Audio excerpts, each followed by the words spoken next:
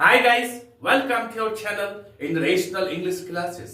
आपका स्वागत है रेशनल इंग्लिश क्लासेस में। आज हम लोग पढ़ेंगे ऑक्सिलरी वर्ब के रूप में।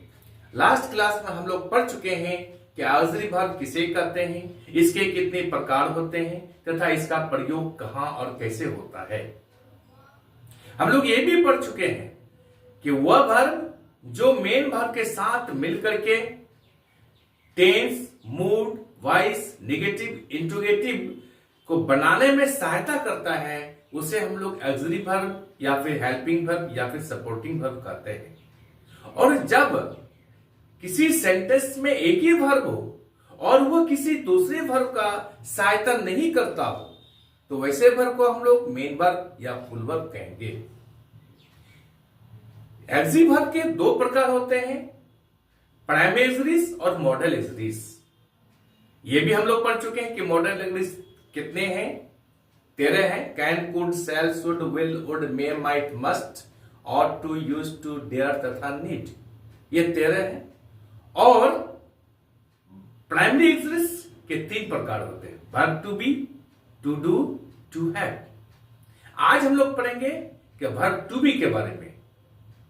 वर्ब टू बी का प्रयोग मेन वर्ब के रूप में कहां और कैसे होता है, इसके बारे में पढ़ेंगे हम लोग। और अगले क्लास में हम लोग पढ़ेंगे कि वर्ब टू बी का प्रयोग हेल्पिंग वर्ब के रूप में कैसे होता है।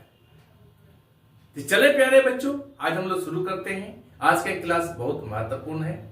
आपसे रिक्वेस्ट है, विनती है कि आप चैनल को लाइक और सब्सक्राइब कर दीजिए तथा बगल वाले बेल आइकन को दबा दीजिए जिससे कि हर आने वाला वीडियोस का नोटिफिकेशन आपको मिलता रहे। आप यदि लाइक और सब्सक्राइब कर देते हैं तो मेरा इसमें वो उत्साह बढ़ता है। चले हम लोग शुरू करते हैं कि ऑक्सिलरी वर्ब का प्रयोग मेन वर्ब या प्रिंसिपल वर्ब या फुल वर्ब के रूप में कहां और कैसे होता है।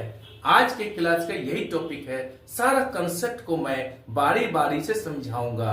आज के बाद से कोई कंफ्यूजन नहीं रहेगा कि वर्ब टू बी का प्रयोग मेन वर्ब के रूप में कैसे और कहां होता है, कोई कंफ्यूजन नहीं रहेगा। आज मैं हर एक चीज को बारीकी से समझाऊंगा, आप जिंदगी भर याद रखेंगे और पूरा कंसेप्ट समझ जाएंगे।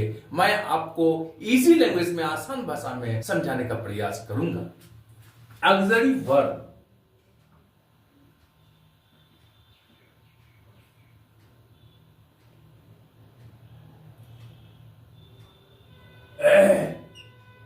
ऑक्सिलरी वर्ब हम लोग पढ़ चुके हैं। अब इसके 2 प्रकार होते हैं, प्राइमरी ऑक्सिलरीज और मॉडल ऑक्सिलरीज या मॉडल वर्ब्स या फिर मॉडल्स। प्राइमरी ऑक्सिलरीज के 3 प्रकार होते हैं, verb to be, to do, to have. तो आज हम लोग पढ़ेंगे वर्ब टू बी के तथा उसके रूपों के प्रयोग के बारे में। वर्ब टू बी, इसका रूप क्या है हम लोग कल पढ़ चुके हैं, is, are, am, was, were, been, been इत्यादि।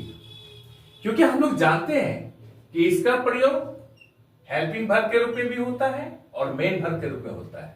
कल हम लोग इसका डिफरेंस को समझ भी चुके हैं, फिर मैं समझा देता हूं कि जब ये सारा वर्ब्स किसी मेन वर्ब के साथ मिलकर के negative, interrogative, voice, mood, tense इत्यादि बनाने में सहायता करता है, तब वो क्या कहलाता है, हेल्पिंग वर्ब या ऑक्सिलरी वर्ब कहलाता है। जैसे ही इज रीडिंग, वो पढ़ रहा है, ही इज गुड। देखिए यहां पर इज हेल्पिंग वर्ब है, जो रीड जो मेन वर्ब है उनके साथ मिलकर के ये प्रेजेंट कंटिन्यूअस टेंस बनाने में सहायता करता है। ही इज गुड, वो अच्छा है। यहां पर इज का प्रयोग मेन वर्ब के रूप में किया गया है क्योंकि ये किसी दूसरे वर्ब को सहायता नहीं करता है टेंस, मूड, वॉइस इत्यादि बनाने में। ये सेंटेंस में एक ही वर्ब है, तो जब सेंटेंस में एक ही वर्ब हो और जब वह दूसरे वर्ब को सहायता नहीं करे negative, interrogative, tense, mood, voice इत्यादि बनाने में, तो वह क्या कहलाएगा? मेन वर्ब कहलाएगा या फिर फुल वर्ब कहलाएगा। यहां पर ही इज गुड, वो अच्छा है, ये पर यहां पर इज या मेन वर्ब या फुल वर्ब कर सकते हैं या प्रिंसिपल वर्ब कर सकते हैं। आज हम इसी चीज को पढ़ेंगे कि वर्ब टू बी का प्रयोग मेन वर्ब या फुल वर्ब के रूप में कहां और कैसे होता है। तो प्यारे बच्चों, हम लोग सारा कंसेप्ट को समझ रहे हैं। इसका पहला कंसेप्ट क्या है कि वर्ब टू बी का प्रयोग हाइट, वेट, साइज को बताने के लिए किया जाता है मेन वर्ब के रूप में। कैसे? जैसे I am 5 feet, you are 60 kg,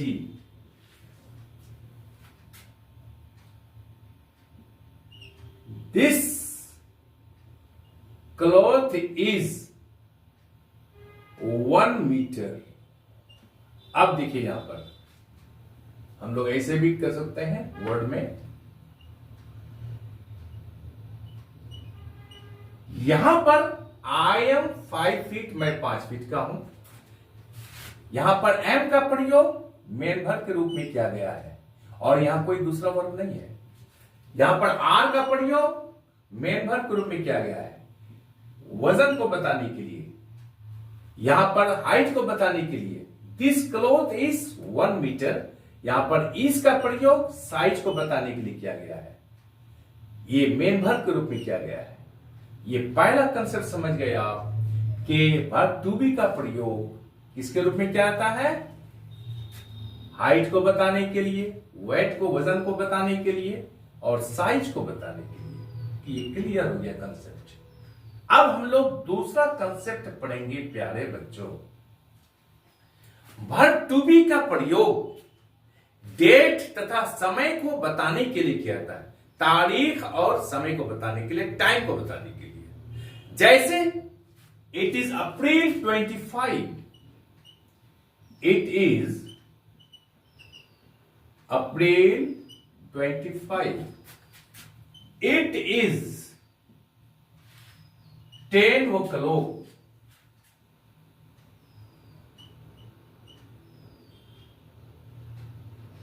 देखिए यहां पर या डेट को बताने 25 अप्रैल है, इज का प्रयोग किया गया verb to be main verb के रूप में।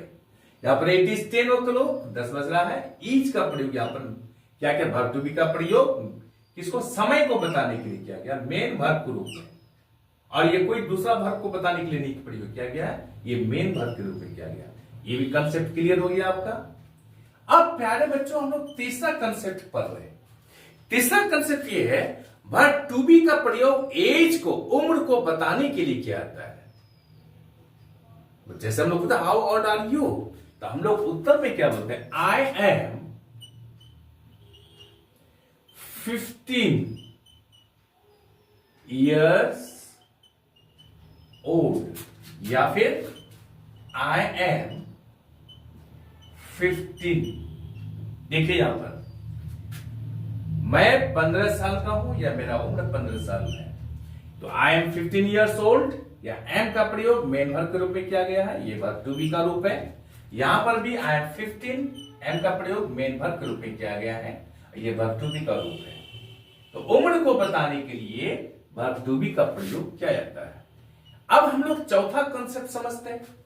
वर्ब टू बी का प्रयोग अलग अलग शारीरिक या मानसिक अवस्थाओं को बताने के लिए किया जाता है। कैसे? देखिए, राम इज हैप्पी, राम खुश है। यू आर सैड, तुम उदास हो। शी इज एक्साइटेड, वो उत्तेजित है।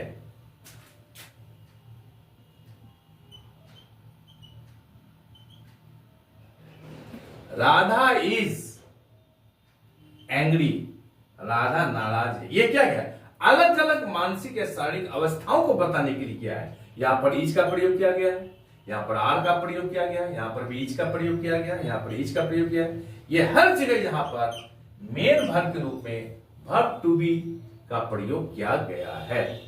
अब प्यारे बच्चों, हम लोग पांचवा कंसेप्ट पढ़ते हैं। पांचवा कंसेप्ट में ये कह रहा है कि वर्ब टू बी का प्रयोग कमांड या रिक्वेस्ट को बताने के लिए किया जाता है। कैसे किया जाता है? देखिए, be silent,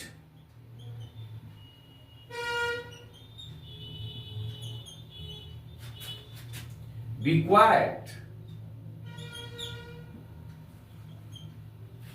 B bold, be a good student.